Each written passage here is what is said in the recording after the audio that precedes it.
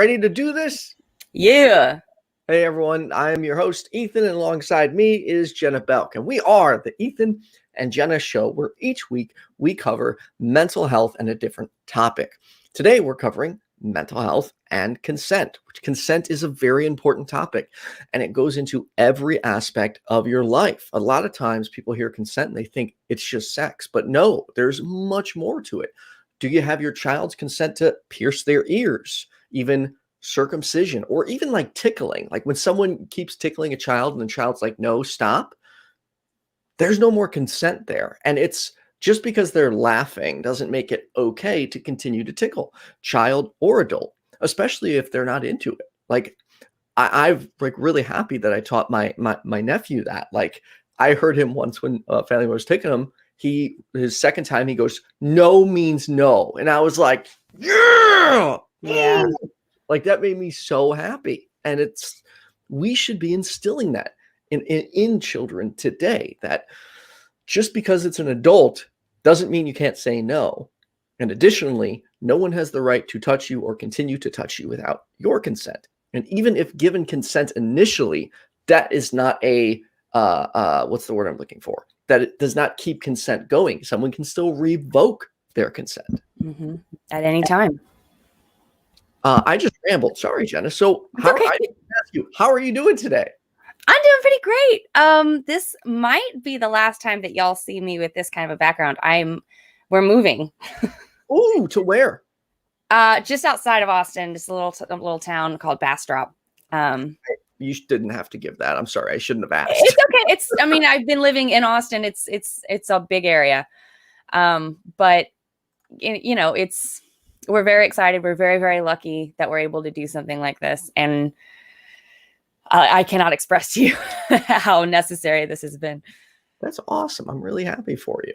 I myself have been considering looking for a place now, and I'm just heartbroken over thinking about not living with my nephew anymore. But as my brother and his girlfriend's relationship, moves further together, she's going to be moving in. So I'm just like, I don't know if I should be here anymore. So even though he's like, dude, stay, I'm like, I don't know. That's just weird. And, I am an adult. I guess I, at some point, have to get my own place. So I'm thinking about doing it this summer with my buddy. We found a potential house. And so, yeah, my background would be changing. But what I will be doing this time, so you see like all these like cracks and crevices. I didn't know how to set this stuff up. I thought I was doing it right. I didn't. My brother found a solution of how to fix this online. So I'll be working on getting that done as well. Yeah. Hi to everyone in the comments: Cindy Plaza, Racheletta, Fran Wilson, Caitlin Beyond, best name, Kyle Brewer. I think that's everyone. I think that's everyone so far. Everyone is doing well. And today is also the first day we are broadcasting to the Atheists of Pseudoscience. Sorry, the second time Atheists of Pseudoscience page, courtesy of Daniel Fisk Bennett. Really appreciate that. So we are reaching a larger audience now. Cool. Well, we also have, just before we get into everything, since we got such a big topic, do you want to talk about Thursday? Because I know Thursday is a really cool day. But one more thing. If you want to talk about consent with us and mental health and how it impacts your life, call the number at the bottom of the screen, 708-554-7836 or 7085-LISTEN. So Thursday, yes, it is going to be the year anniversary of your Friendly Neighborhood Atheist channel. And as a result, I'm using it as an opportunity to raise money for recovering from religion. We have over 30 Christian and atheist YouTubers involved.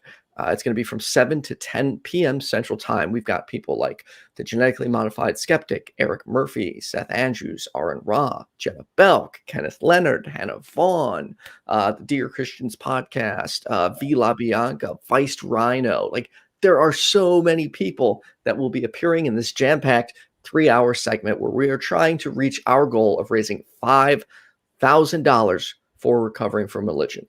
And if you want to check it out, the links are in the description. You can donate now where it says donate, or below that, if you want to set a reminder for the event, click the link in the YouTube description and click get reminder, and then you'll be notified when we go live. I'm so tempted to just start like naming off every YouTuber I know because they're probably there. That's actually a good point. Like if you, fair, you know, if you've seen them on YouTube, chances are they're going to be on. Right. There was more I wanted to invite, but then I had to dial it back because I'm like, 36 guests in a 3-hour segment. It's going to be jam packed. So 3 dozen. Yeah. So I have like timestamps all set up. It's going to be a really special event, and we're going to be covering the show theme is essentially everything we've learned over the past year. So we'll be talking atheism, apologetics, dating, like everything that you've been a part of this journey and seen us learn. We're going to get to rehash it with some of your favorite guests. Unfortunately, I didn't get to bring every guest back because, again, I don't have any more room. So maybe next year I'll coordinate a larger one. But I think this is, from my understanding, the biggest stream of that an atheist has ever done, with this many potential large guests. Especially like an individual streamer, like versus, like a company or an organization, Right. And I'm like, this to me, like if COVID happens next year, the 2nd or 3rd year anniversary, it might just be an in-person event, which would be even cooler. Yeah, it would be pretty cool. Jenna, you had something you wanted to talk about. About that. What did I want to talk about? I don't know. You said, do you want to talk about Thursday? I felt like there was there something? Just wanted to announce it. I'm just like so excited. Oh yes, Jonathan Friedel. I asked Trump if he wanted to appear on the fundraiser, but unfortunately couldn't get in touch with him. Well, he doesn't have social media anymore. That's true. I didn't reply to my messages. Hello, everyone. Okay, so I kind of thought we'd get started with, there's a sheet that I found from National Sexual Violence Resource Center.org, nsvrc.org. And it's basically just a one sheet little flyer, and it says, I ask for consent. What if you want to kiss someone, but you aren't sure how they feel? When you want to get close to someone, whether you're hooking up for the first time or you're in a long-term relationship, it's important to know how to ask for consent. So first we have to talk about what consent is. So when someone gives consent, they're giving permission for something to happen or agreeing to do something. Now, this means that they know specifically what they are agreeing to. So make sure that what you're asking is clear. And it gives an example. Do you want to mess around for a little while, like cuddling and making out, but not having sex? So that's what consent is. Well, and I think what goes along with consent, and I always try to live by the enthusiastic, informed consent, because to me, like an I guess is not a yes. And okay, right. I suppose. I mean, yeah, is that technically a yes? But it's not enthusiastic. And if someone's not interested in it, you shouldn't want them to feel pressured into having sex with you. Right.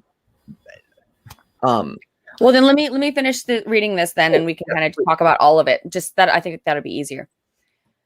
When and how to ask for consent. Always ask for consent before you begin any sexual activity, including kissing, cuddling, any kind of sex, even if your partner has consented in the past. Also, make sure that you ask in a way that it would be that it's very clear to them that it would be okay if they say no. Otherwise, you might be pressuring them to do something that they don't want to do. Here's another example. Do you want to go back to the bedroom, or do you want to hang out here and watch movies? I actually might be even a little more specific than that. Go back to the bedroom and fool around or something. What is not consent? Your partner may not tell you no, but that doesn't mean that they're saying yes. If someone says nothing, just like Ethan just said, I guess, or an unsure yes, like they're communicating that they don't really want to do the thing they're asking about, doesn't count. And in these cases, if you don't have clear consent, then just check in with your partner and about how they're feeling, or suggest another activity. You seem unsure, so why don't we just watch TV tonight? Okay, there are nonverbal cues. Pay attention to your partner's body language. And if they pull away, tense up, look uncomfortable, laugh nervously, which that's a big thing. People think that if you're laughing that you're just happy. We will cover that. Or if they're quiet or don't respond, check in. You don't seem into this. Do you want to stop or take a break? Mm-hmm. And then dealing with the no. Sometimes your partner will say no, and that's okay. It's not, a shutdown. Reassure them that you're glad that they can be honest with you. That's a really good way to reinforce honesty. Why consent matters. Talking about what your partner wants to do ensures sex is consensual and makes it more enjoyable. And you'll feel more confident about what you're doing, and your partner will feel comfortable getting close to you. I wanted to touch really quickly what you said about tickling. Yes.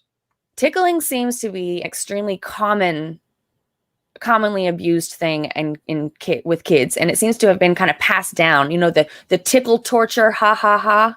It's not funny. It's actual torture. Like legitimately torture. To this day, I will not allow anyone to tickle me. I will freak out. I will punch you in the face on accident. Do not tickle me. Like it's a reflex. I will fly. You know what I mean? Right. It's not. I'm so sensitive. It's not a comfortable thing. It's not funny to me. And just because somebody is laughing doesn't mean enjoying it. I mean, there are I can tell you like, because you can start running out of breath too. That's not fun, struggling to breathe while you're being tickled. And the fact that you're laughing, people automatically assume it's enjoyable. And no, that's where consent comes in. And you had touched based on kissing. And I think that's also an area where enthusiastic, informed consent is underutilized. So when we say enthusiastic, we mean like a hell yes, yeah, let's do this.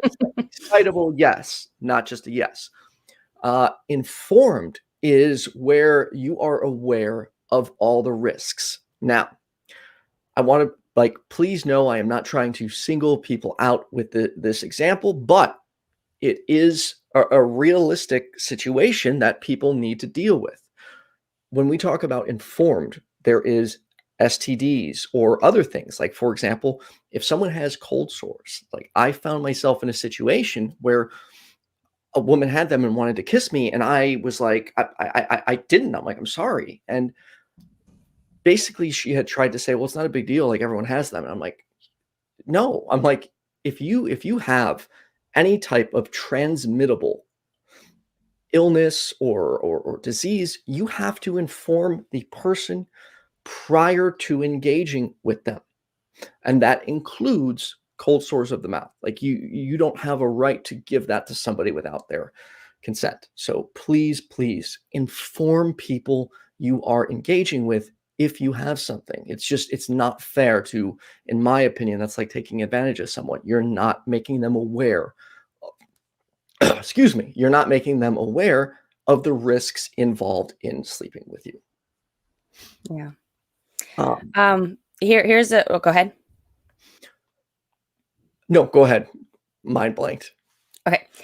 Here's another site found at Princeton University, youmatter.princeton.edu. And it's a little article on how do you ask for consent. So there's this first section that says how to ask. Be direct by naming or describing the act clearly. Can I kiss you? Can I touch you? Can I whatever you? And then try to frame it as a question of preference. What do you want to do instead of, more than a, can I do this even? And that goes in, like the bedroom when you were saying like, I shouldn't say don't. I'm not trying to tell people what to do, but I think it is wrong to just say, hey, do you want to go to the bedroom and assume that is a sexual invitation? For instance, I'll be very direct. If a woman is spending the night, I'll say, hey, do you want to go lay down in my room? I am not suggesting we have sex. And if you want me to sleep in another bed, or I can give you another spot to sleep, totally cool with that too. If I'm wanting to cuddle, I'll say, hey, do you want to go lay in the bed and snuggle?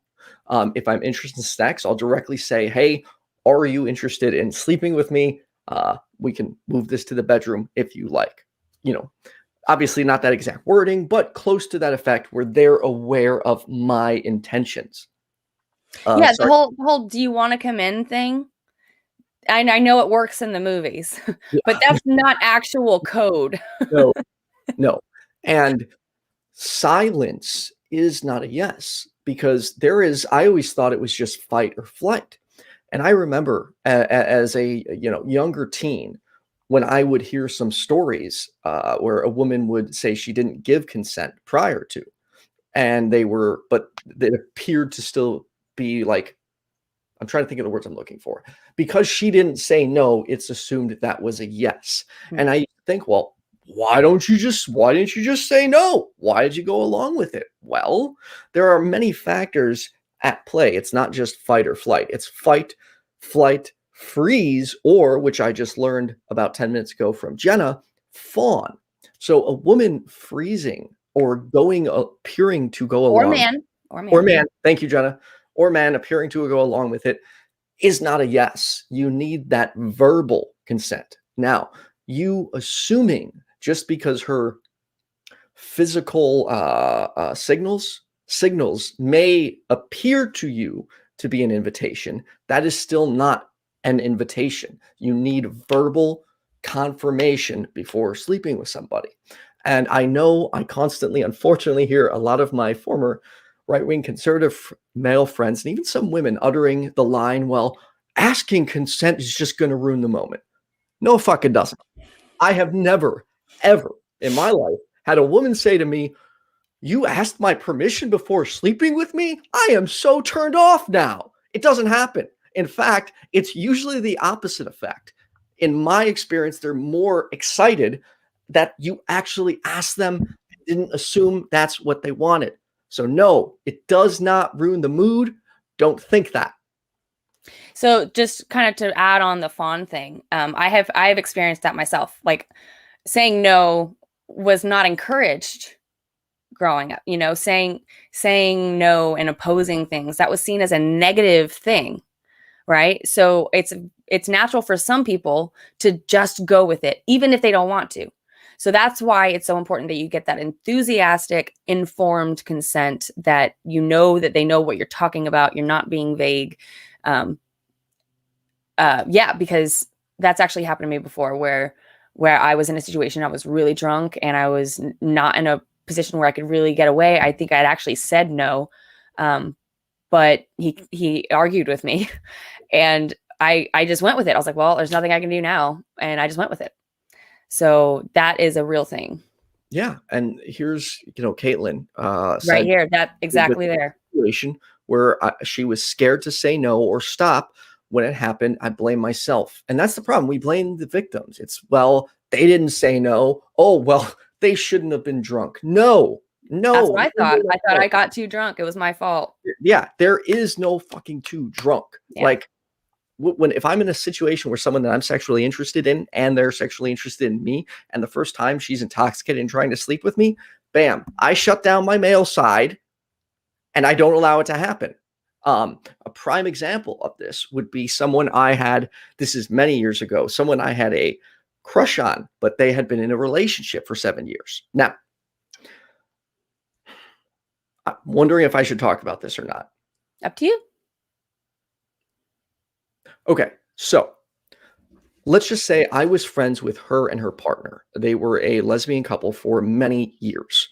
I did always have a crush on the one, but obviously she's lesbian in a relationship, so no interest. So I couldn't be interested. Well, we would party together. And one night, a couple weeks after she had broken up with her partner, she's like, hey, I'm going to the karaoke, or I want to come to your karaoke night. Do you mind driving me? And I'm like, yeah, sure.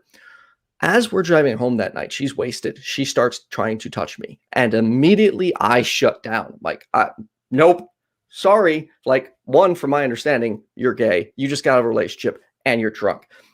It did take me a good 15 minutes after I got to her house to stop the situation and get her inside, because she was quite persistent.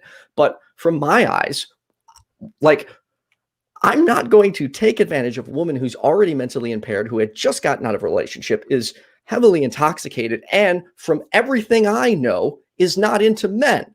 That would have made me a complete piece of garbage. So what I did is I said, look, if you're still interested in tomorrow, let me know. I'm like, but I can't do this tonight. Okay. Went home. Fortunately, the next day she texted me, said she was still interested, and apparently she wasn't just lesbian. So after that, we ended up engaging for quite some time. But that my point is, I don't care how bad you want to sleep with someone, how attractive they are. It is not a once in a lifetime opportunity to just do that and take advantage of them. You need to stop yourself and recognize that someone under the influence cannot properly give consent. Additionally, what I usually find myself doing these days is, let's say someone is physically or sexually interested in me, and we are about to do something. Like when I was going to take mushrooms with this girl, I said, "Hey," I'm paraphrasing here. We have expressed, physical interest in each other, but I want to know if we end up having sex while you're on mushrooms, are you okay with that? And her jaw dropped. And at first I thought I offended her, but fortunately I didn't. She was just surprised that I actually asked. My point was, I established those boundaries prior to either of us being mentally impaired. And I think that's something important to remember. It's, if you suspect someone's interested in you and you think the night might go there, bring it up beforehand. The thing is that I can understand how somebody who may be insecure, which is an extremely human emotion, may be insecure and be unsure that they will ever get another opportunity like this with someone who's, as hot, or someone who they like as much, or, fill in the blank with whatever it is that you think that you won't get an opportunity to happen again. And say this drunk person is throwing themselves at you. Okay. It was mentioned. I put it up there. That's actually very true. When someone is drunk, there is no informed, enthusiastic consent. That's difficult because a lot of people get really frisky when they get drunk. And so I mean, that the thing is that the risk of the harm that you can do to that person, even if that person may be blackout drunk, that things like that have happened to me to where I didn't remember what happened, but years later I had nightmares that were even more real and more memorable and more harmful to me than the actual event, because my body still remembers. So the thing is that, yes, you may be taking a chance that you may not get another opportunity like this. I will admit that that is a possibility. Is that worth the damage that you could do to another human being? And if it is worth it, then I really hope you start looking into yourself and trying to do some self-evaluation, because you've just agreed that it's okay to hurt someone else to help yourself. Well, if you're that person that says that. Right. And I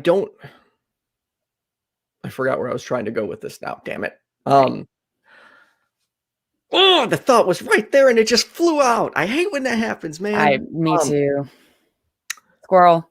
I can't speak for other men, but I know that I don't ever want a woman the next day to walk away feeling miserable or being like, I can't believe I did that. I regret that.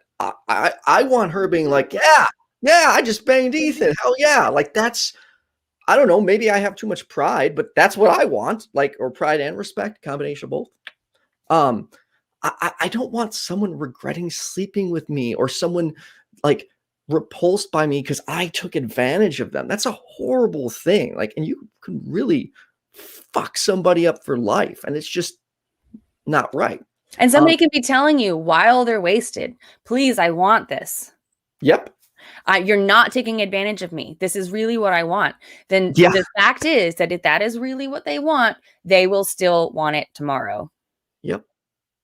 And, it's just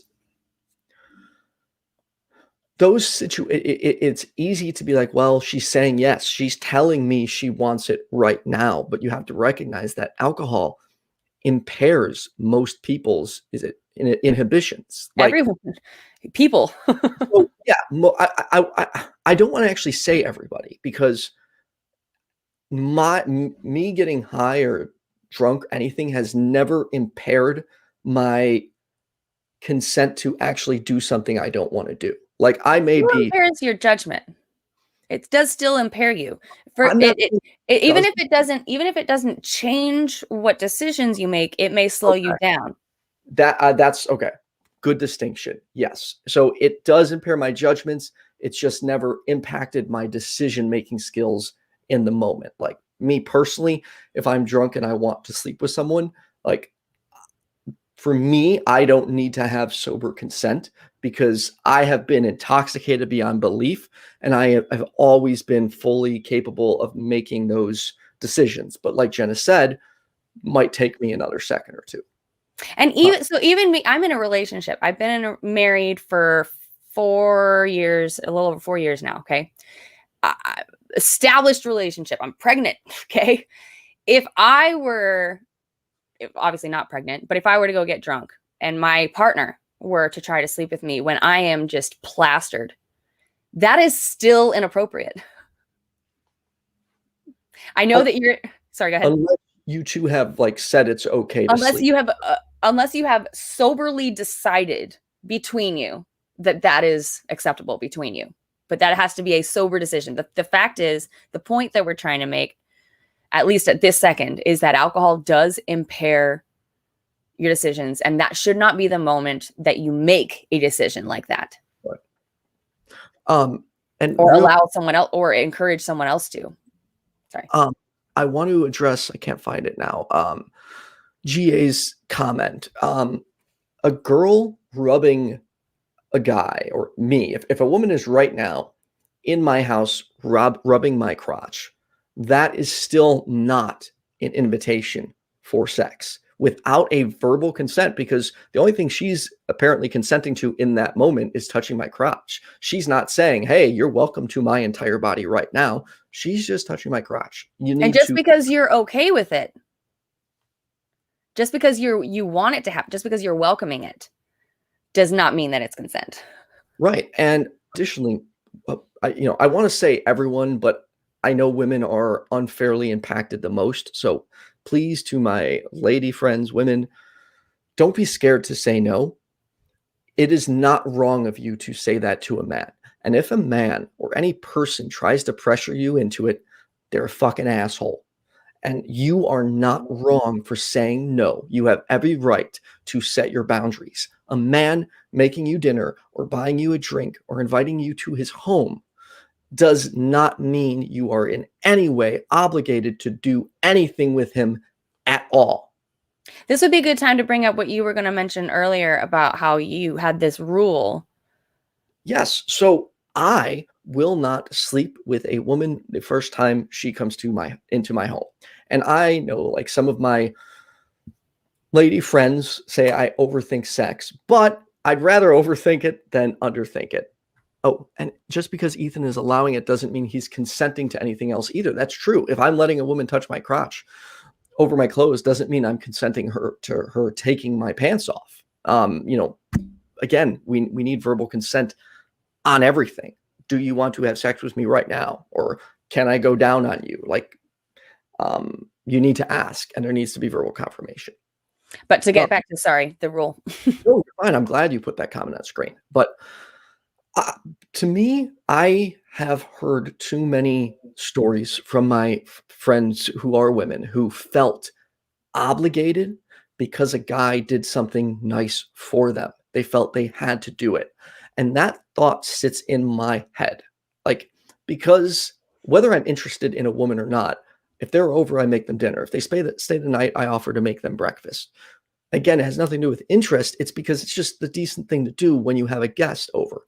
Now, me doing those things, I don't ever want a woman to feel in any way that she's obligated to sleep with me because I did something nice for her, which shouldn't even really be considered nice. It should be considered the normal thing to do, in my opinion. But also, there's the power differential that has to come into play. A woman is in my house. She's never been in my house before. We're alone. I'm comfortable here. She may not be comfortable here.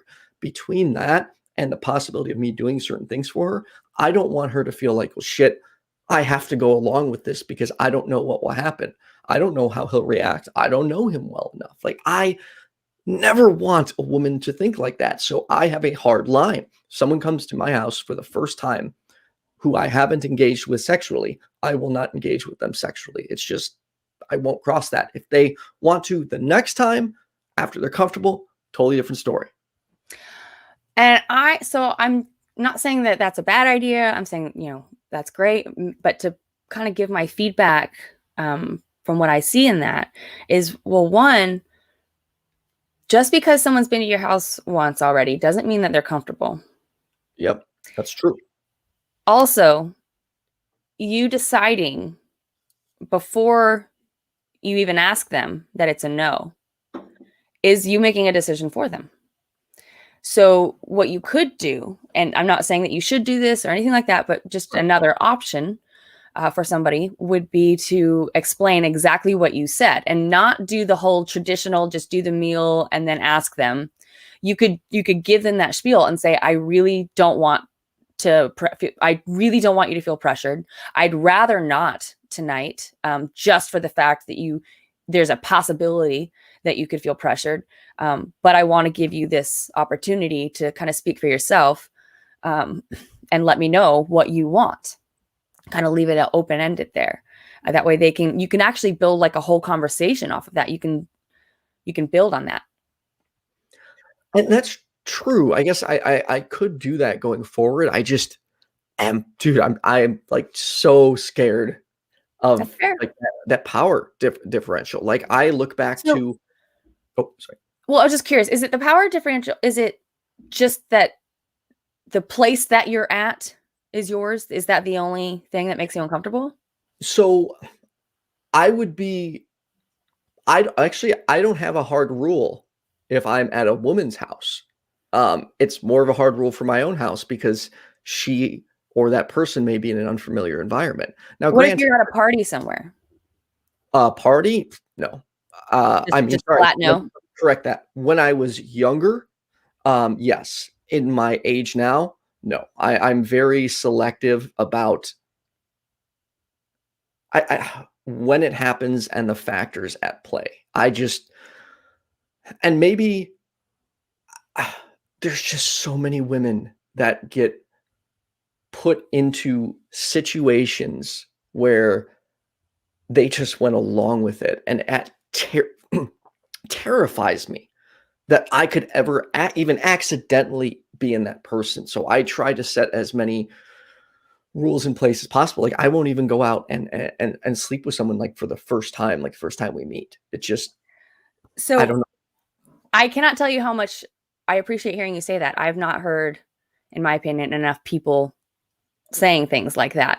Although I try to surround myself with people like that, people like you, people who care so much. The thing is that expressing that kind of care, and I'm actually not quite sure on what point I'm trying to make here, but saying things like that are a total turn on for a lot of women. Like you may, and this is to speak to everybody, if you were to take the position that Ethan is, that's a huge turn on, because like I said, I haven't heard people speak like that very often. It's refreshing.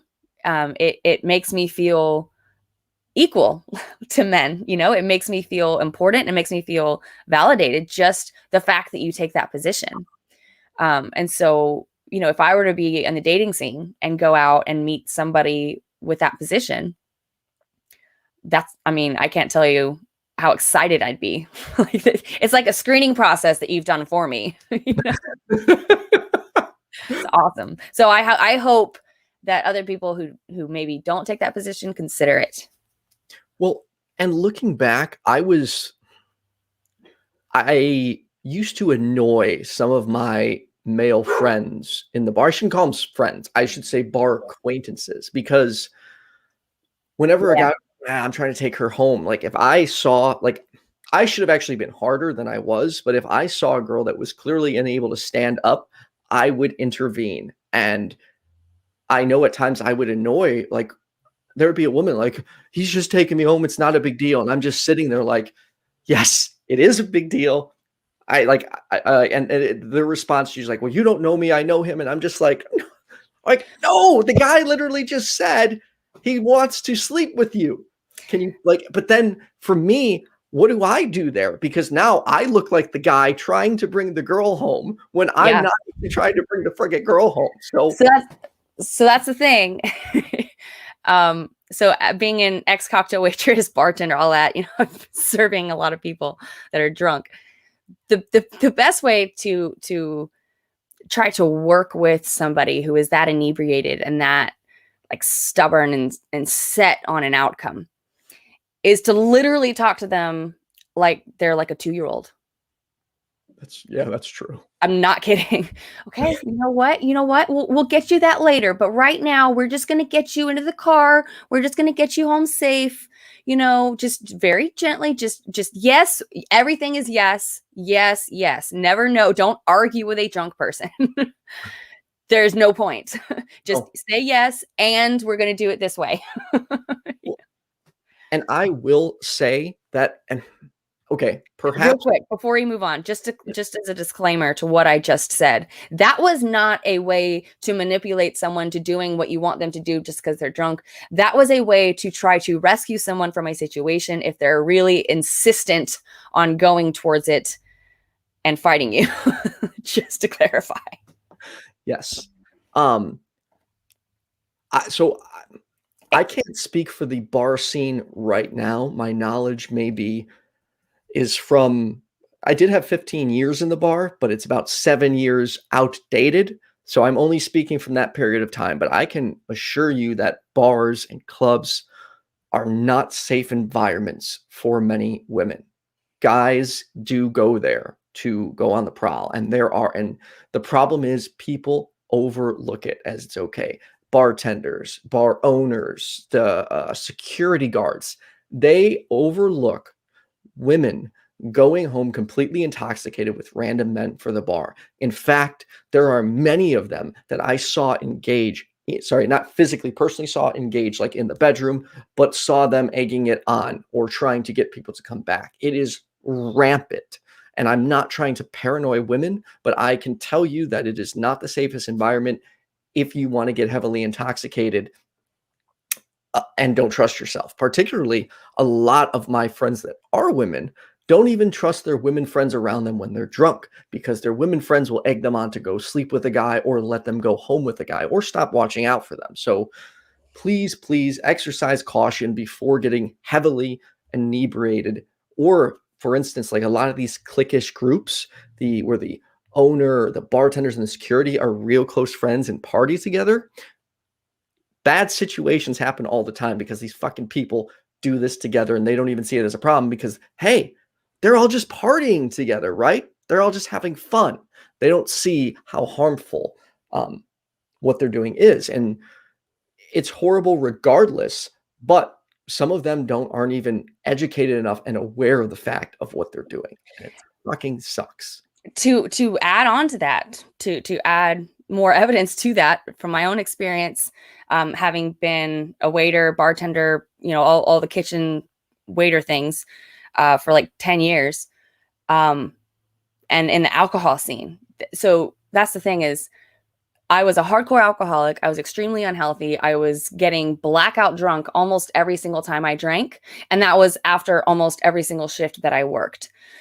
So I was not going to lie. I have slept with some people that I don't know, and don't know how I got there. Don't know what happened when I was there. All I know is how I woke up and how I left. So that kind of thing happens. I mean, that's happened to like literally every female friend I've ever talked to about this. That kind of thing has happened. So I think that is something that should be more discussed. I started off at 17 in bars, 18 in bars, because somebody thought that since I was like a shift supervisor at a restaurant that I was obviously old enough to drink, and I wasn't. I was going to bars by myself. I was not being responsible. I didn't know how to be. I didn't know how to drink responsibly. I didn't know how to take care of myself in that way. And a lot of bad things happened. And I didn't have anybody there watching out for me. I didn't have anybody. The bartenders didn't care, the bar backs, and nobody. So to have somebody like Ethan that would have been there, that could have saved me so many times. And so I hope that any of you can take that position, that maybe not, the hero role, but but just the big brother, just the guy that's looking out, Exactly. Yeah. Don't try and be anyone's hero. Just watch out for people. Watch out for strangers, because you never know, like, when you could be quite literally saving someone from something horrible happening. You see that drunk woman getting in the car with three guys, that could end up being the worst night of her life, and you have the power to stop it. Just This goes into the mind your own business mentality. No, I hate when people say that. I hate it. Like when a fight breaks out or someone's getting beaten up and everyone's like, oh, whoa, somebody better do something. And they keep walking past. No, if you care about other human beings and you're not putting yourself in a seriously dangerous situation, you have to do something. You need to get involved. Call the police if you can't do anything. But turning your back makes you almost as complicit and guilty as the other fucking people. Do not mind your own business when alcohol is involved or somebody is being physically, emotionally, or sexually harmed in any capacity. Get involved. Stand up. So I'm going to share an experience that I think is appropriate, but trigger warning, hardcore. So I worked in a restaurant in a busy part of St. Louis, and there was a cute guy that came through the line sometimes, right? And I'm flirting with him. And one night he asks me to go out for a drink after work. I'm like, oh yeah, I can get in at this bar across the street. I can get in, right? So we go for a drink, and he brings two friends. And so it's just me and these three guys. And there was, you'd said that in the car, and that reminded me of it. But me and three guys went to this bar that I could go to. And I remember that they just fed me shot after shot after shot of Rumple Mints. Now, if you're going to a bar and people are just feeding you shots of Rumple Mints, right there, I should have been on alert, because Rumple Mints is like 100 proof alcohol. It's like a double shot just in one. And I was doing doubles, and I was like 110 pounds, like 18 years old, had no idea what I was doing, plastered right away pretty much. And then we start bar hopping, and I have no idea where we went. I have no clue. I don't know who the other guys were. Oh, I vaguely remember driving somewhere. And then I vaguely remember being in my house, in my apartment. I was alone with them, and I remember things happening, and I had no control over it. I was so wasted that I was just falling all over the place. So the thing is that after that, the guy that I initially was flirting with came in to the restaurant, and it was so awkward, because I knew that wasn't what he intended to happen.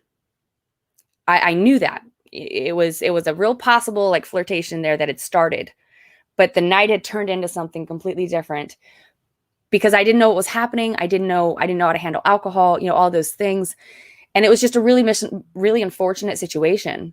And I don't know how that guy, I feel bad for that guy too. Because I genuinely don't believe that he intended for that to happen, but it's just so fuzzy sometimes with consent, with drinking. It is. And this also goes into, like, on one end, I think if you are like, why is it somebody at 18 can smoke but not drink? Like, but they have to pay. Like, I don't. To me, if you're paying taxes or you're fighting and dying for this country, you should have the right to be able to drink and smoke. However, here's where I have an issue with it. With how rampant sexual abuse is in the bar industry, can you imagine if we allowed a bunch of 18-year-olds in there? And I mean this like in the most respectful way possible, but it would get fucking worse. An 18-year-old kid that could still be in high school, drunk at a bar with a bunch of predator-like adults who don't understand or don't care about consent, it just makes for a problem. And that's where I struggle so much on where I stand on if drinking should be allowed at the age of 18. Because think about it, a soldier going and fighting for our country, and we're going to say, no, you can't drink. Like, come on, they're putting their life on the line. So I want to talk about this. I saw a talk show about an underage girl that lied about her age and then wanted to turn around and press charges.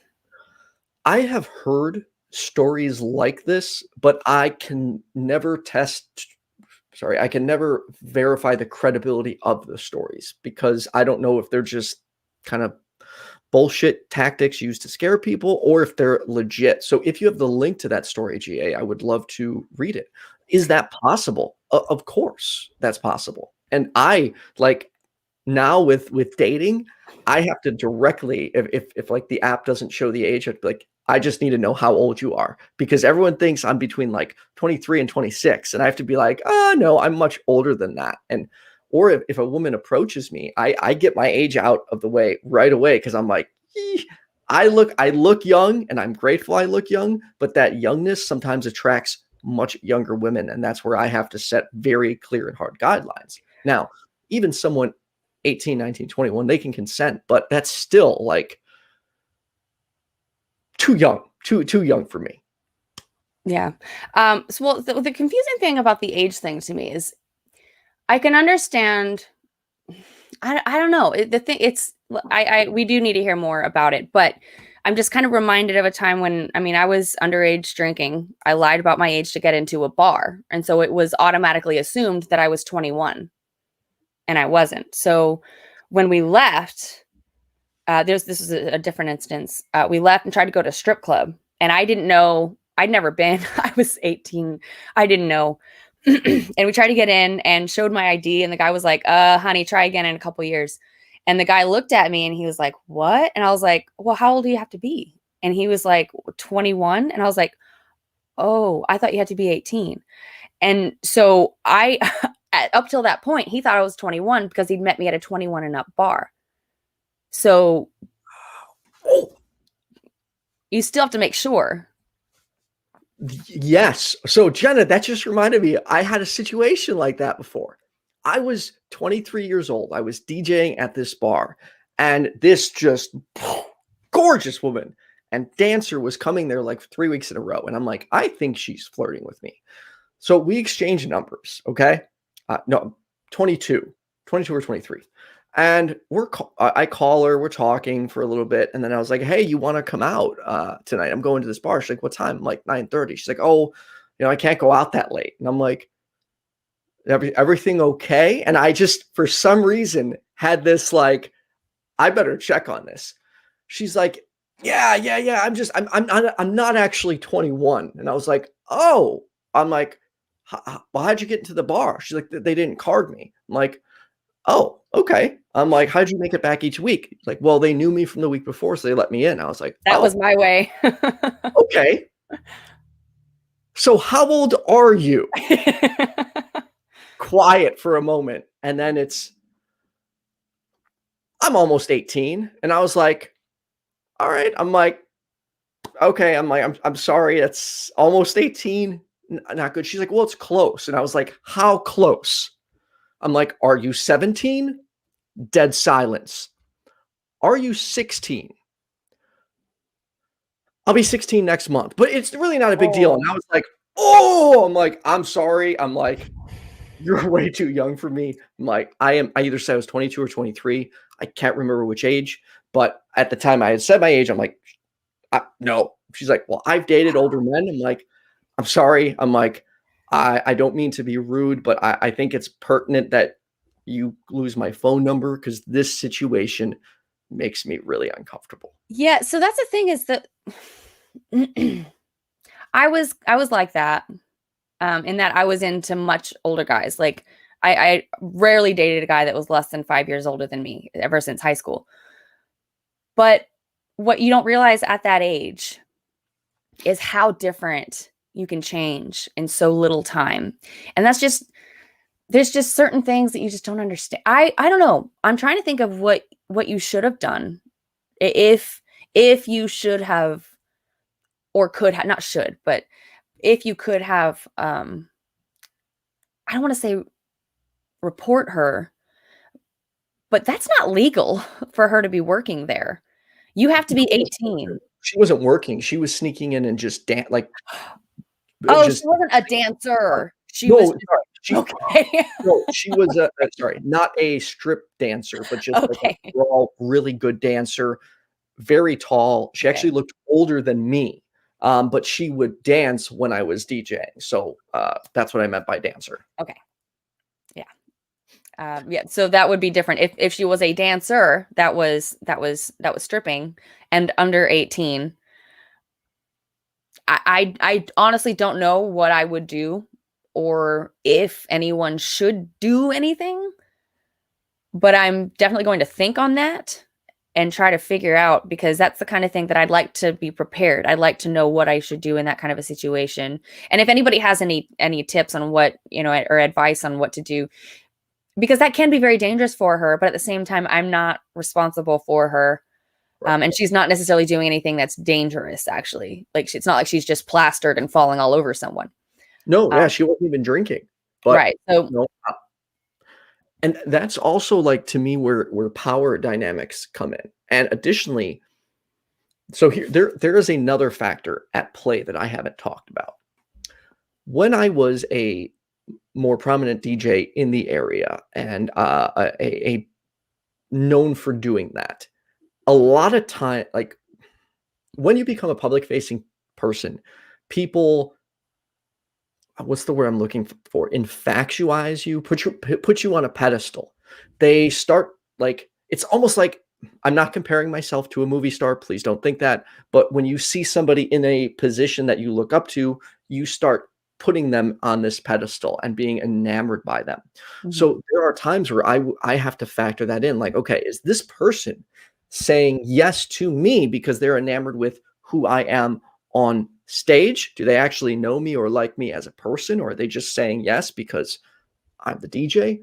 And I've noticed this now with YouTube even more. Like, some of the messages I'll get, I am so grateful for, but other ones where they're just proceeding to just talk about me being this, like, amazing, great hero. It's like, stop doing that to me. I'm not. Don't put me on a fucking pedestal. You'll be disappointed.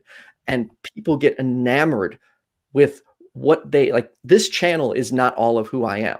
I am not only like this goofy person all day, or, I don't only talk about these topics. There's more to me, but people start to fall in love with this character of what they think you are. And that's also something that factors into me. Like, I honestly, like, I don't want to sleep with someone who just wants to sleep with the person they see on screen. I would rather sleep with someone that actually likes me for me and doesn't just want to sleep with my personality.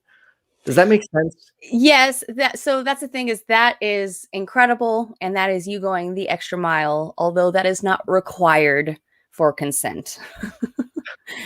That's true. But if you want to go the extra mile and be extra careful and extra sure, because that's true. People can have this idea of you and want to fool around, want a relationship, want whatever it is that they want, and then find out who you actually are, and then make you feel bad about it because you don't meet their expectations. Yes. So that's a really good way to protect yourself. Well, that's also a great example where I've been in situation, like, where I invite someone over, and because I'm not, like, goofy and, like, nonstop, like, all day, they're like, well, I thought you're always hyper. Like, no, man. Like, no, there is more to me than what you see on screen. This is a big piece of who I am, but still a piece of who I am.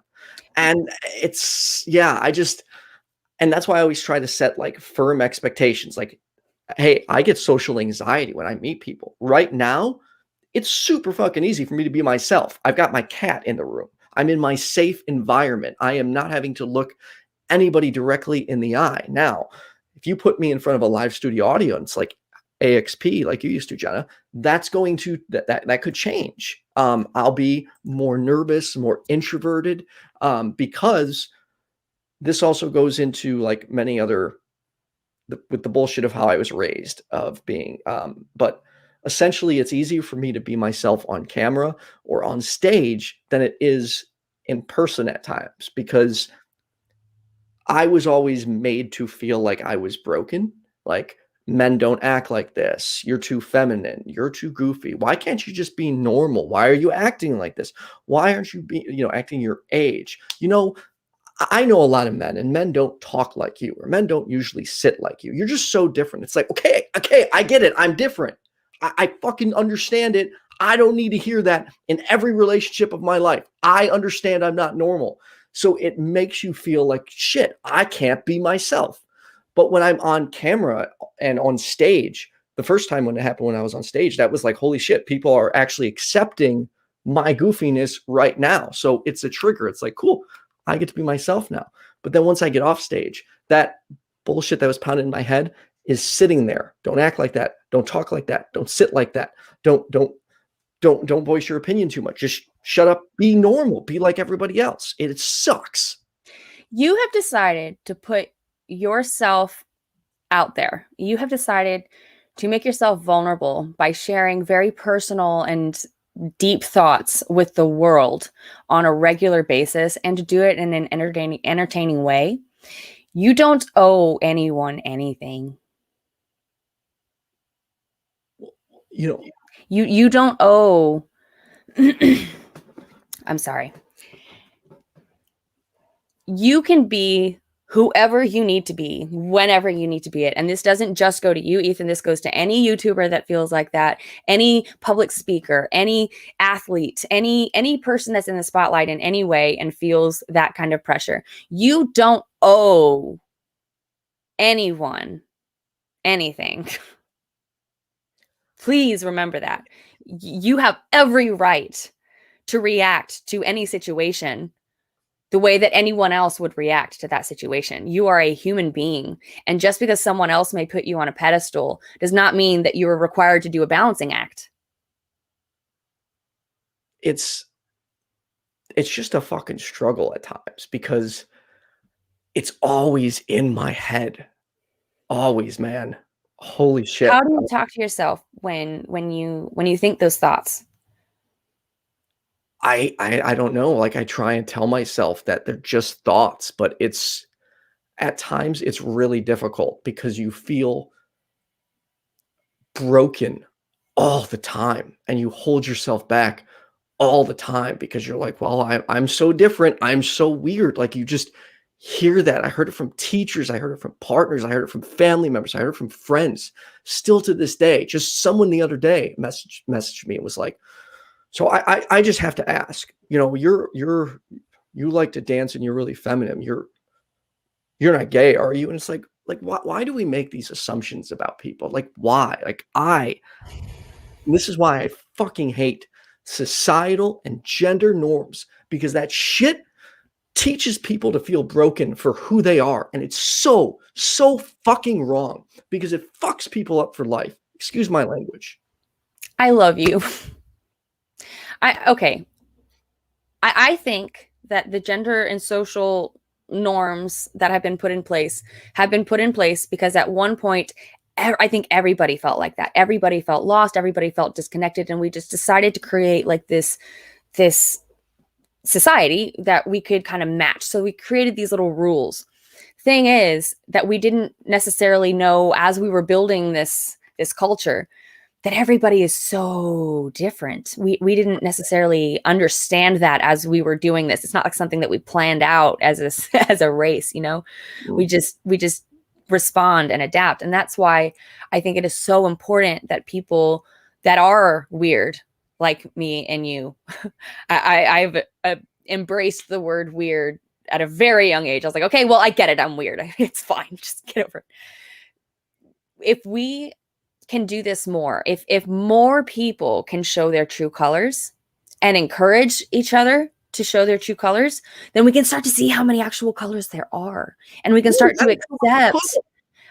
accept people for who they are and not say, well, you're not meeting my expectations, so you need to change. Right. We can start to just take people as they are and say, you know what? You're wearing something that someone else I know wears, and I don't like that person. But I realize that you're a different person, and I don't know you yet. So I'm going to hold off on judgment and wait and get to know you and be a skeptical humanist. And then you also get those people who are like, well, just be confident, be yourself. Okay. It's easy for me to do that, as I've said, on camera and on stage. But when you are for years and years pounded with the fact that you're not normal, it puts this barrier up. So when you go to be yourself, you are stopped by these stupid thoughts, and they're not rational. I know they're not rational. I also know they're not true, but my brain is still hardwired to think like that. And that's why we need each other to remind each other gently and kindly when we're wrong about that, because it takes practice. This is something I've had to teach myself.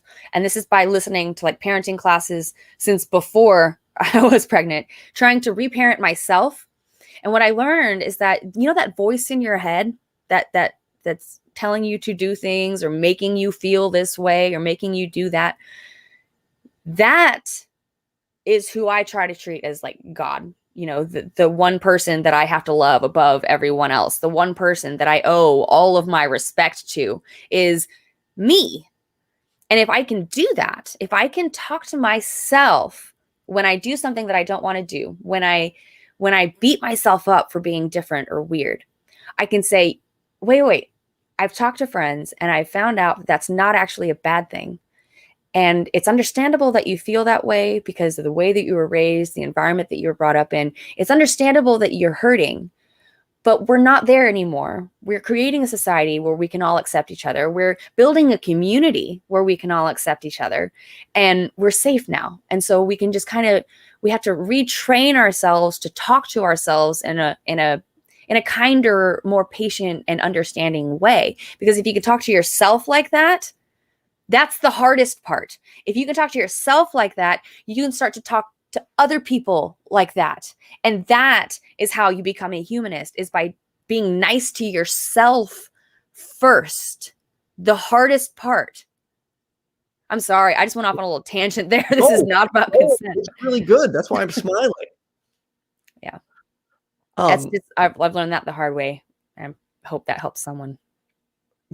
Before we get to our caller, to bring it back around to consent, I wanted to touch base on consent and children, because I think many people view their child as their property. Yes. And well, I want to get their ear pierced. They'll be so cute. Like, that's your child did not consent to having its body adjusted or changed in that capacity. So piercing is wrong. Circumcising, male genital mutilation, female genital mutilation, it's wrong. You need that person's consent before doing something like that to their body. And it drives me nuts when people say, well, it's my child, I can do what I want. No, you can't. It's a human being, and you have to respect the fact of the things they can and cannot consent to. Well, yeah, like Caitlin says, you're the custodian of your child, not the owner. You're the teacher. Yes. You're the caregiver, not the dictator. You do not have the right to hit your child without consent. Yeah. Without any child that's going to give consent. And I don't know any child that can give legitimate consent on that. Here's how I think about hitting a child. Well, I mean, I don't think about hitting a child. Here's how I view the topic of hitting a child. If people say, well, what if your child's acting out? Okay. If someone in the bar is acting out, is your response to walk up and spank them? If someone's getting loud with you, do you respond by punching them in the face? No. So why would you do it to your child? Oh, they're just not listening. Okay, try and talk to them. Walk away. Look up other means, but do not place your hands on another human being. Violence is wrong. And hitting a child, no matter what you want to call it, you can call it spanking or firm discipline. It's abuse, physical abuse, period. And I don't care how you try and paint it or work your way around excusing it. It's abuse. Yep. Just like circumcision is genital mutilation. And many people like to use loopholes. Oh, no, that's not the same thing. Yes, it is. It absolutely is. I don't know where you're getting this from, GA, but genital circumcision is prevalent in the US. It's more common than... It's baffles my mind how many women I've seen. Like just a week ago, I posted a status about this, and how many women were like, well, it's my child, I should be able to, or, I what was the argument? You know what you notice is they're saying I should be able to means that they recognize that they're not able to. Like, dude, it's you don't get to do that to your kid. And kids actually die from being circumcised. many children die from being circumcised. Some are, their sex lives are ruined for life. And when I see a woman say, well, I don't like the way it looks, too fucking bad. That's only a problem in the US because the stigma, the normalized stigma is we are all circumcised. I am, but dude, I totally wish I wasn't. Like, if you decide that you don't like the way someone's arm looks, you can't just remove it. right. And then they'll put forward these arguments like, well, it might lower the risk of HIV. Okay, cool. If women are, was it 12% of women get breast cancer? I'm not sure. Okay, so if I better rule out that risk, should I cut off my daughter's breasts at a young age? Hey, don't want to risk getting breast cancer, better cut them off. Like, that mentality is ridiculous. Just don't do it. Yeah, you can get cervical cancer. Should we just take out the cervix? Just get rid of it altogether? I had I don't know if you could see the scars. I had to have ulnar decompression surgery on both my arms. It's where there's this long nerve that runs from here to your spine. So they cut it out. It's like your funny bone. And then they slice open your forearm and they place it in there. So my funny bone is actually right here now. It's no longer. Whoa, my child may be genetically predisposed to having ulnar compression in both arms. So maybe I should just knock that out in the beginning, when they're nice and young. Because after all, I don't want them to have to suffer the pains of it when they're an adult, because the surgery is painful. So I'll just do it when they're a kid. Like, that's what drives me nuts. Like, no. Yeah. Don't something off because it might one day hurt themselves or they might catch something. And also, all you have to do is teach your child to clean, pull the skin back and clean. And there's a documentary that I saw, I forget what source I saw it on, but it was Katie Curie went around and interviewed, trying to learn about the transgender topic and trying to learn more about what it's like. And what I learned is that apparently when you're born, there's a scale that they put your genitals on. Like, this side of the scale is female. There's a little space in the middle that's somewhere in between. And this side, everything else past this point is male, right? And if you're somewhere in the middle, what she found was that typically they'll just chop it off. They'll just make you a female. They'll just do surgery on your genitalia to make you either male or female. And it's much easier to go female from male, or from somewhere in the middle, than to go male, to add stuff, right? It is unfathomable to me to make a decision about my child's sex for them before I even know who they are. Right. But I might save them some pain. Well, you might be adding a lot more pain, first of all. You don't know their gender based off of their little private parts that come out when they're born. That doesn't tell you anything about who they are as a person. Nope. So what she learned is that what the parents in the video did, and the kids that were grateful were like, yeah, as you hit puberty, you take on whatever name you want, whatever personality you want.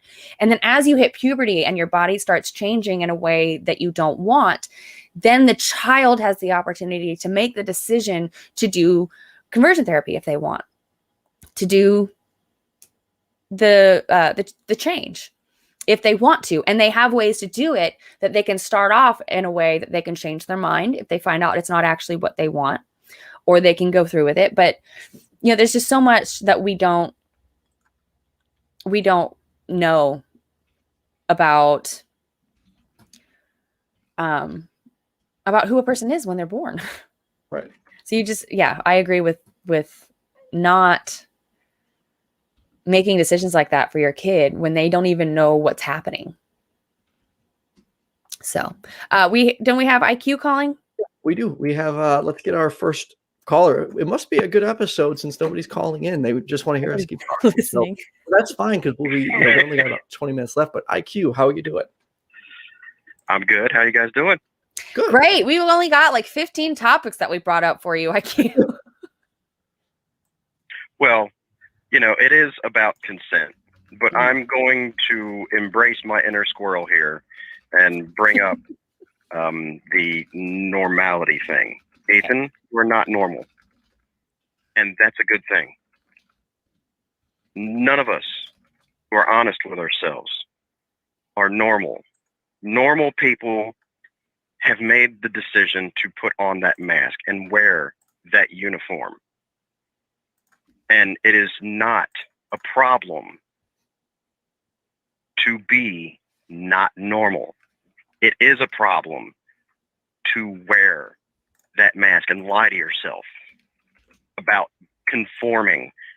If somebody is naturally just the way that just happens to be, the way that everybody says what normal is, if that's really them, that's them, because somebody has to, land into that category, because everybody's different, and the math says that that can happen, but not really. The differences that we have, the way that we feel most comfortable about ourselves and how we act, needs to be celebrated and not criticized. Right. Because that's you. Anybody who has a problem with that can fuck right off. And again, I agree with you. Like, rationally, I know, or logically, whatever you call it, I know that the thoughts that were pounded in my head don't make sense, and I shouldn't listen to them. It's just when it's pounded in your head over and over, like, I totally understand that. Prominent names. When you're told something for years and years, and you're told something enough, you're going to start to believe it, no matter how irrational it is. Right. That's how a lot of religions work. And I understand that there's a struggle with that. It's why you have us, man. Well, thank you. To remind you that the you is the you.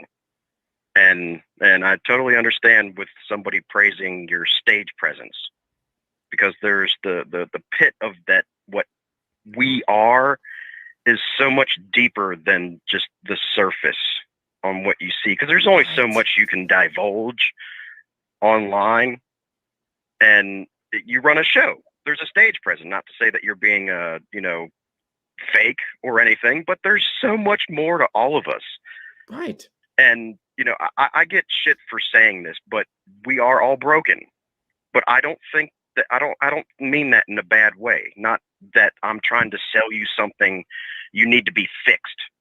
No, we all have our issues. We're all imperfect. We all have our little quirks and problems and stuff that's going to piss off our partners, and things that we do that we know are irrational, but it's just like, that's just me. Yeah. Like, I'm sorry it pisses you off. But accepting that about yourself and accepting that about other people is how we all move closer to getting along, is because we're not all going to do everything the way it's supposed to be done. We're all going to have our little nitpicky stuff. And, depending on your level of OCD, some people are a little bit better at it than others, but that's just the way they are. And if you know that there's a problem with yourself, something that's causing other people or yourself harm, do what you can to try to change it. And if not, you just roll with it, because that's just you. And you need to, accepting that with yourself is step one. Be able to accept that with other people. And that it is terrible that the way that somebody feels most comfortable acting is criticized, that you are not falling in line. And that's something that pisses me off, is when you're told to act a certain way just because it's not the way that you should be acting. There's no reason. You're not harming anybody.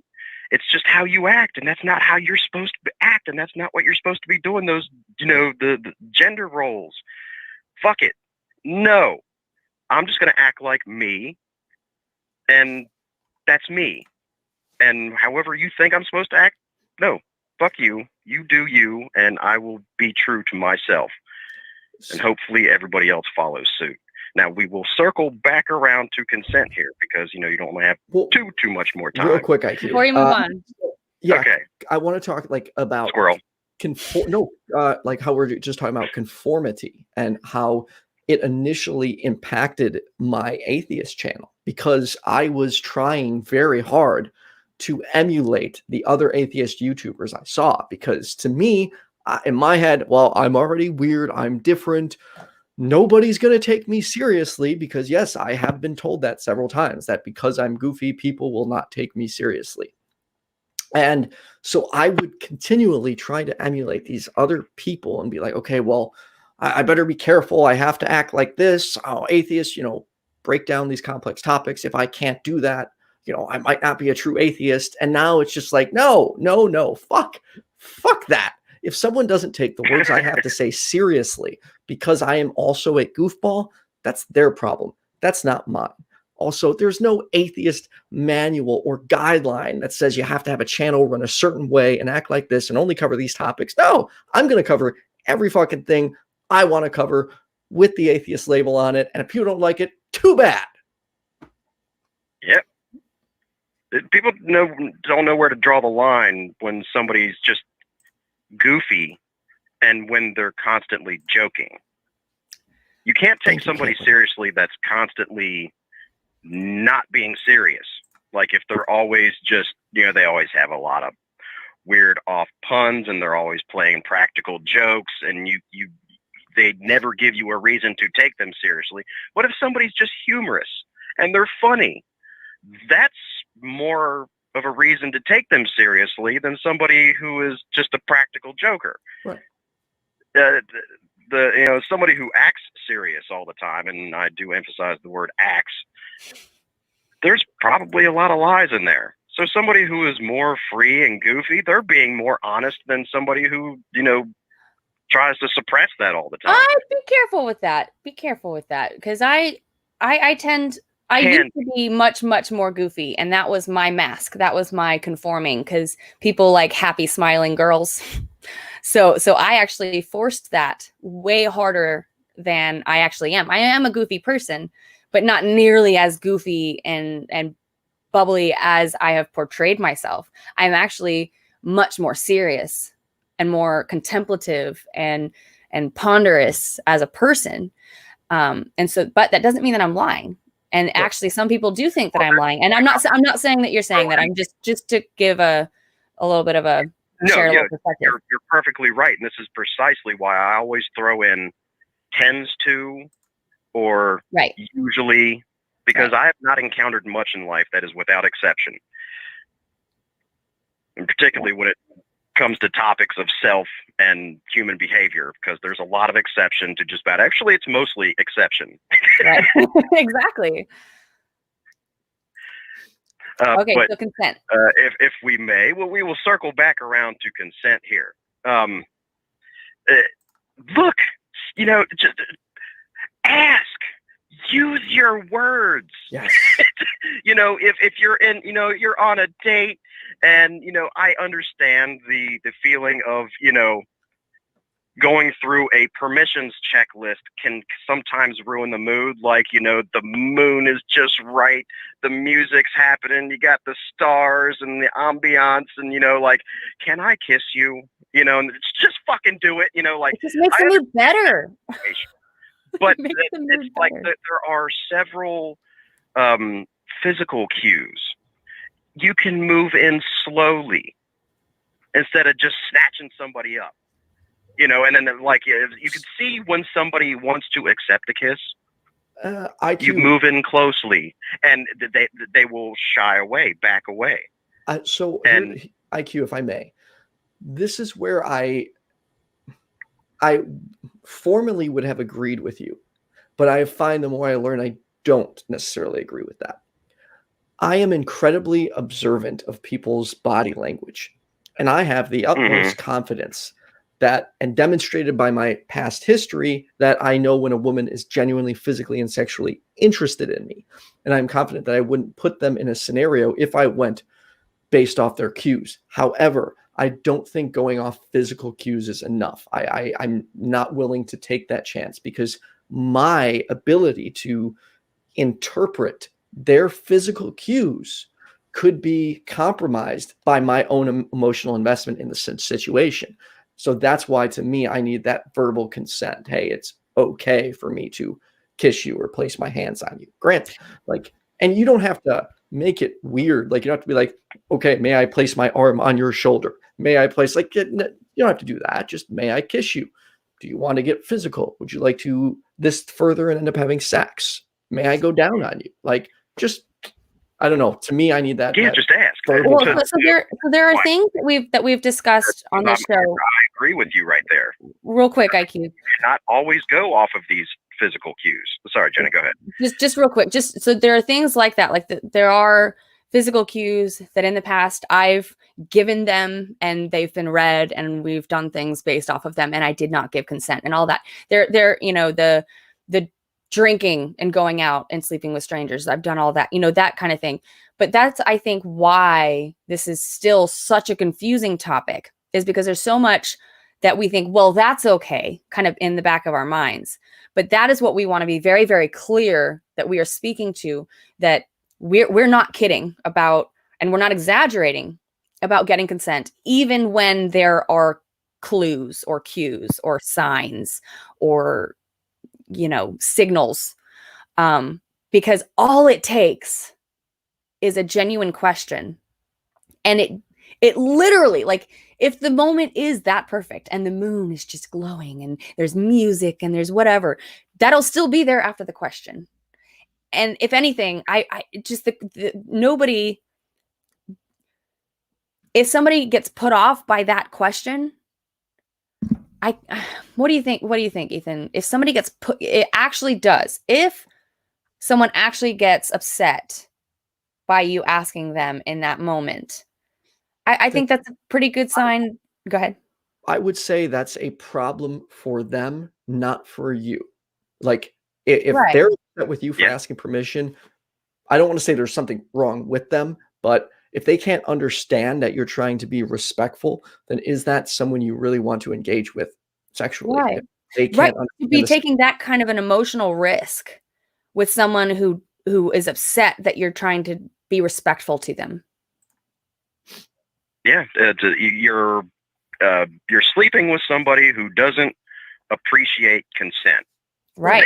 Basically, You want that. You want that kind of a somebody who respects the respect. That's somebody who understands what fucking respect is, and that's a good thing. Now, like, to further what I was saying, yes, you have these emotional cues, and I understand the situation where, if you're just asking every step of the way, how that can seem to kill the mood, and I understand that feeling, but you need to ask, because these physical cues are not always, reliable. a good tell. No. Somebody can not be saying no because they're intimidated, because they feel like they owe you something when they actually don't owe you shit. Like, I'd put in the chat earlier, say you are rubbing, or you just, whatever it is that you're doing, and you say, because I'm doing this, it must mean that, where I'm just clear for a home run. No, it's like asking somebody to use their bathroom. They say yes, and then you think that that's an invitation to rummage through their medicine cabinet. No, it's not. There are boundaries, right. And you asked for one thing, you got permission for that, and if you need to do anything that's a little bit more, invasive, you need higher security clearance. Right. And you know what? We're not going to say that you're going to go to hell or anything. We're not going to say that you're going to go to hell or anything like that if you do these things. All that we're going to say is that means that you're not a respectful person, and you're taking advantage of people. And when you do things like that consistently, then you develop a habit of doing things like that, and that just becomes who you are. And is that who you want to be?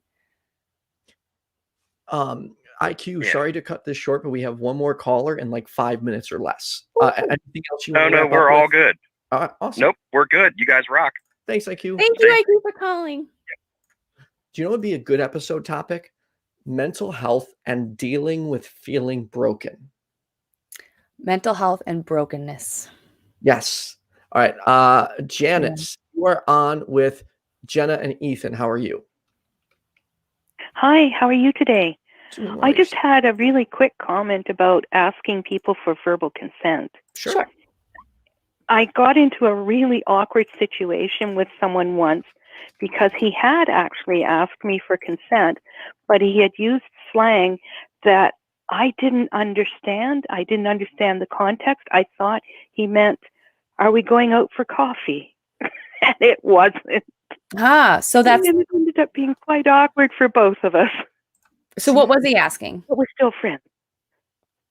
He was asking for sex. And do you mind if I ask how he put it? The way that was confusing. Oh, I forget now because that was a couple of years ago. It was something like, do you want to hook up? I was just going to say, I Hook up. know what she's referring to. People will use the term meetup or hookup, and hookup is far too loose and meetup is far too loose. But people will say, do you want to do a meetup, with the implication or implying that sex is involved? That's too gray. Asking someone to just meet up and assuming they want sex is wrong. Like, it not only, and this brings up a very good point, you need to be very specific. Don't say to somebody, do you want to hook up? Don't say, do you want to meet up? If you want full on sex, say, would you like to have sex with me? Or are you interested in sex with me? Something like that. And there's another thing that we haven't talked about that I think is important. Let's say someone gives me consent over the phone and says, I want you to do this when we see each other. If we have not messed around, on the phone. Nope, exactly. I need that consent again in person, because people change their minds and they may be in the mood for it when they're telling you it. But once they see you or you first meet, it could be a totally different feeling. And now they might feel obligated to sleep with you. So you need that verbal consent, enthusiastic verbal consent in person, not just on the phone. So maybe we need to make a bigger deal when somebody asks for consent. We need to be like, I want to throw you a fucking party. Like, we need to make a bigger deal to really encourage this and show people that this is not a decision that you're going to be making that is going to make your life more difficult. Right. I wish that we could make it more clear that this will make everyone happier. Everyone. Yes. Jenna, Yes. Do you have anything else? Well, I'm going to go so you can take other callers. This is a great show, but I'm just going to hang up now. Have a wonderful day. Thanks. Thank you. You too. Thank you. I love when we get new callers. Me too. Well, I think we covered a lot. We have, and I really have to run because I got to go call screen for Talk Heathen. So Jenna, what do you got going on this week? I am going to be on the Atheist Experience today with Shannon Q. Ooh, that is a combo right there. Yeah. I'm really excited. I think I really like our communication styles. I'm really curious to see how this will turn out. Me too. I've got Genesis meditation every morning at 10 a.m. for 15 minutes on Twitch. I've got Atheist Stasis released every Wednesday at 4 p.m. premiered on YouTube and is released a day earlier on Patreon to patrons. So if you want to toss a couple bucks this way, that would really help me out a lot. I've also got Carrot Noises on Fridays at 3:30 Central for a couple hours, and then back to the Ethan and Jenna Show every week. Yes. This Tuesday. Oh, and Thursday. Yes. So this Tuesday, every Tuesday, I have a show called The Perspective, where people call in with their supernatural beliefs, conspiracy theories, and thoughts on alien life. We pretty much tackle any topic under the sun, and we offer you the skeptic's perspective. That's every Tuesday at 7 p.m. Central. I'll be with Brainbug this coming Tuesday. And Thursday, normally we have the pickup line with Hannah Vaughn, where we tackle sex, dating, and relationships, but instead is going to be the 1-year anniversary of my channel from 7 to 10 p.m. And we are raising money for recovering from religion. We'll have great guests like Jenna Belk, Vila Bianca, Eric Murphy, Seth Andrews, genetically modified skeptic, Aaron Rock, Kenneth Leonard, Hannah Vaughn, Brainbug, IQ. There's like 36 people involved total. Check it out. And everyone, thanks for tuning in. We're here every Sunday, and I hope you all have a safe and wonderful week. We also have a Patreon. Oh, thank you. Oh, crap. Let me thank our patrons real quick. If you like what we do, consider showing your patronage by signing up and donating as little as $1 a month. Thank you to our current patrons, Kenneth Leonard, Expresso Cat, and Doanya. You are incredibly generous. We appreciate your support. Hope everyone has a safe and wonderful week. Thanks, y'all.